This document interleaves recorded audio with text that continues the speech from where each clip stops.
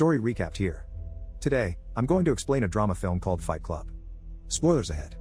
Watch out and take care.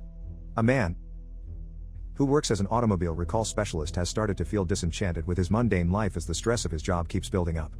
He spends his free time browsing through a furniture catalog and buying anything that he finds interesting, but nothing satisfies him.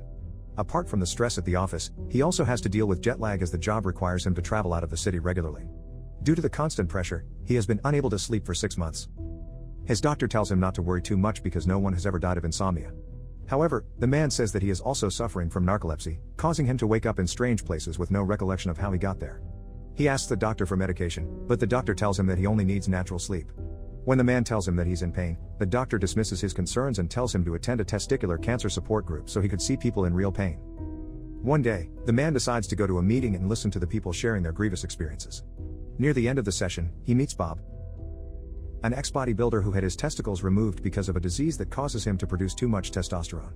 Bob opens up to him, telling him about his steroid use, which has led to his divorce and bankruptcy. Bob hugs the insomniac and tells him that it's okay to cry. As Bob holds him on his chest, the man decides to set his emotions loose and cry his heart out. The man has since been sleeping well at night, so he kept attending various support groups for people with severe diseases despite being in perfect health. The man feels refreshed and at peace every time he comes out of each session, but that feeling of tranquility is soon broken by a woman named Marla Singer, who has been attending the same support groups. Marla's presence in the same meetings that he attends bothered him so much that he had difficulty sleeping again. One night, the man confronts Marla and threatens to expose her, but she shrugs him off and threatens to uncover his secret too. He tells Marla that he can't release his emotions when another faker is present, so he asks her to split the support groups between them. After the negotiations, they decide to exchange numbers in case that they want to switch places. Marla notices that the man, who had been using different aliases in each support group, neglected to put his name on the card he gave to her. So she calls out to him from across the street, but the man disappears after a bus passes between them. Despite attending the meetings, the strain of his job still weighs on him as he travels to different cities. On a flight back home, he meets Tyler Durden, a soap salesman who grabs the man's attention by explaining his theory about the oxygen masks on planes. Tyler surmises that the masks are there to make the passengers high during an emergency, so they will be docile and accept their fate. The man says that Tyler has been the most interesting person that he has met on a plane. After getting off the aircraft, he finds out that his briefcase was confiscated due to a mysterious vibration. When he gets home, he finds that his apartment has caught fire. With nowhere to go, he calls Tyler and invites him to a bar for a drink. At the bar, he tells Tyler about the fire and laments the loss of all his possessions.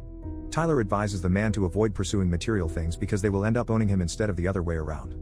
Aside from being a soap salesman, the man learns that Tyler also works as a projectionist at a theater and a banquet waiter at a luxurious hotel. But instead of doing his job well, he slips in a few frames of indecent clips into the films and sabotages the food at the restaurant by urinating on them. After the drinks, Tyler invites him to stay at his place, but before they go, he asks the man to hit him in the face as hard as he can. The man hesitantly punches Tyler and hits him in the ear. Tyler punches him back in the chest, causing him to stagger to the ground. Despite being hurt, the man feels exhilarated, so they continue to fight each other. After another round of drinks, Tyler and the man head home. When they arrive, the man instantly notices the house's dilapidated condition, leading him to speculate that Tyler is squatting. Tyler and the man keep on fighting outside the bar over the next few nights, and they have started to attract the attention of other men. Spectators then turned into participants, and their popularity grew to the point that they could hold the fights in the bar's basement. Each week, Tyler would lay down the rules of the Fight Club to welcome the newcomers. The number one rule of Fight Club is to never talk about Fight Club. Members, however, constantly break this code as they continue to invite other people to the fights. One day, the man receives a call from Marla, asking him why he hasn't attended the support group meetings in weeks. He tells her that he has found a new group that allows only male members. Marla tells him that she emptied a bottle of Xanax but insists that she is not trying to kill herself. As Marla continues to talk, the man gets annoyed by her voice and decides to set the phone down without hanging up.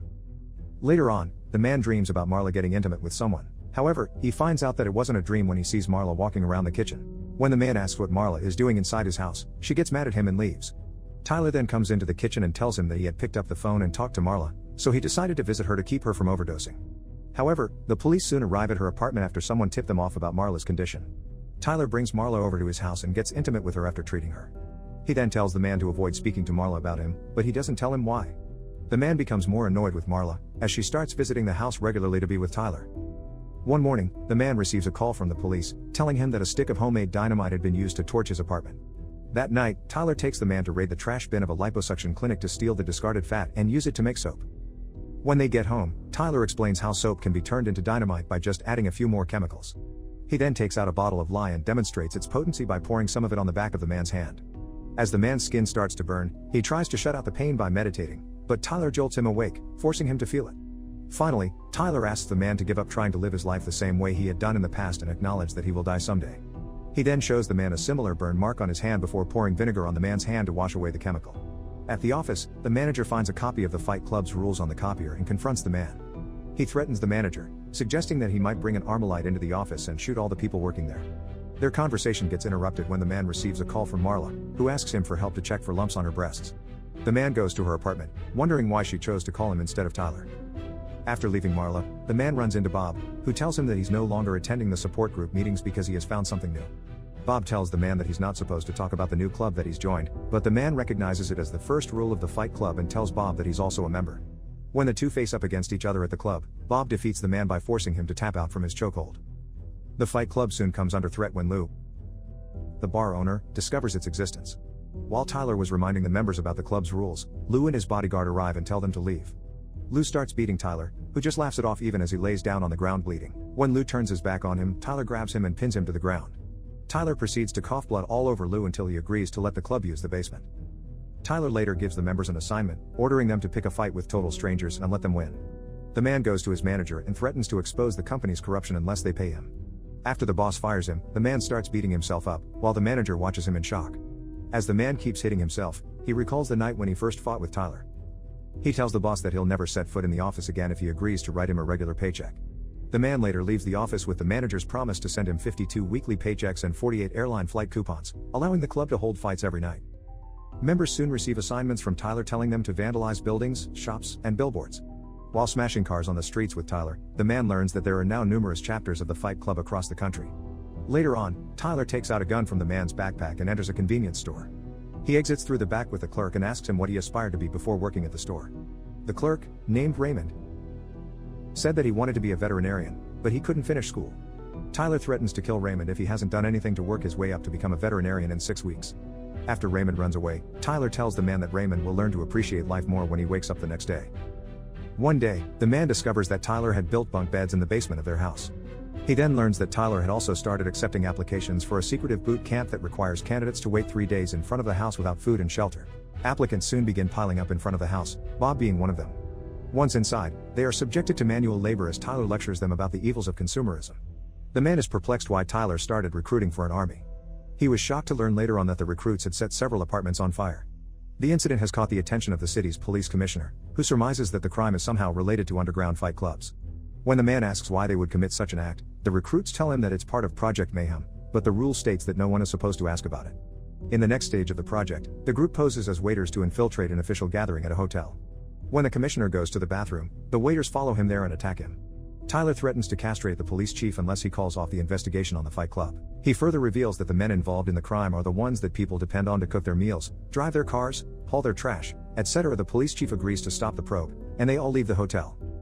The man has begun to feel excluded from the club because of his lack of knowledge about their plans regarding Project Mayhem.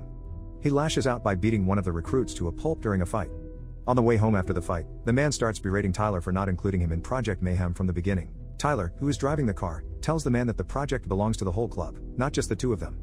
Tyler drives on the wrong side of the road, and lets go of the steering wheel as he scolds the man for refusing to forget about his past life and his individuality.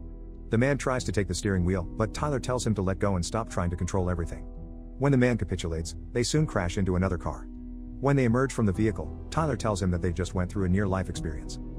The following day, the man looks for Tyler in their house, but he is nowhere to be seen.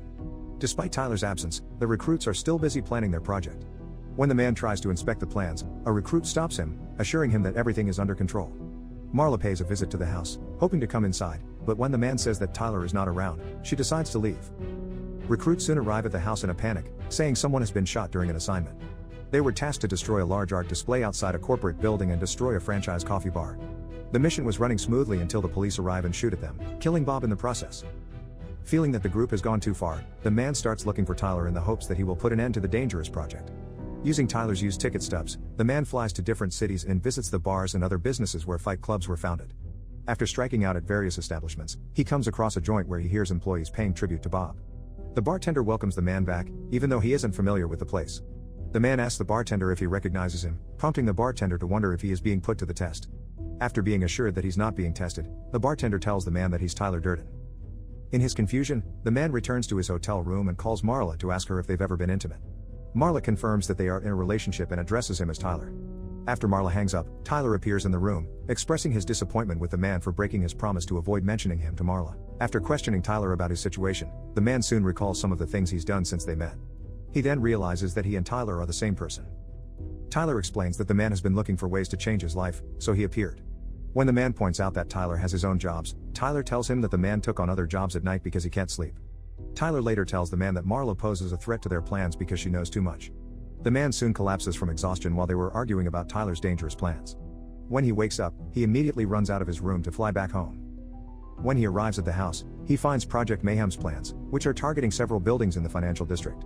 He tries warning the management of each facility, but he soon learns that they have all been infiltrated by the group. In his desperation, he grabs all the documents he can carry and leaves the house. He then meets with Marla and convinces her to leave the city for her own safety. After Marla gets on a bus out of the city, the man turns himself over to the police and tells them about Project Mayhem. He reveals that Tyler wants to bomb key facilities in the business district to erase the records of credit card debts. The lead detective listens intently to the details of the plans, but he soon leaves the room to verify some of the information. With the lead detective out of the way, the 3 remaining officers in the room start commending the man about Project Mayhem. However, they tell him that they have to castrate him because he apparently ordered them to take the testicles of anyone who interferes with the group's plans, including him. As the officers prepare to cut him, the lead detective knocks on the door and tells them to pay a visit to Tyler's house. The man manages to grab an officer's gun and escape from the police station. He heads straight to one of the buildings on Tyler's list to look for the bomb. He finds it in the parking garage and tries to disarm it, thinking that he would also know how to do it because Tyler knows. When he manages to deactivate the bomb, Tyler starts beating him up. The surveillance camera monitors, however, reveal that he's only fighting with himself. Tyler then throws the man down the stairs, rendering him unconscious. When the man wakes up, he finds himself tied up in a room with Tyler holding a gun to his mouth. The man begs Tyler to abandon his plan, but Tyler insists that the project must be carried out to free people from consumerism. Tyler assures him that no one will die from the explosions because the buildings are empty. The man soon realizes that the gun isn't really in Tyler's hands but in his own. He then tells Tyler that his eyes have been opened and puts the gun in his mouth. However, when he pulls the trigger, the bullet exits to the side of his face, close to the ear. Tyler, who has a gaping wound on the back of his head, falls to the ground and disappears. Members of the club soon arrive, bringing Marla with them. The man tells them to leave Marla with him and wait for him downstairs. After they leave, Marla starts berating the man for sending a gang after her, but she stops in shock when she sees the wound on his head. As soon as the man tells her that everything will be fine, the bombs start exploding, sending the buildings around them into freefall. As more buildings collapse, the man tells Marla that she met him at a strange time in his life. Subscribe to watch more videos like this. Turn on notifications. And leave a like, it really helps the channel out. Thank you for watching.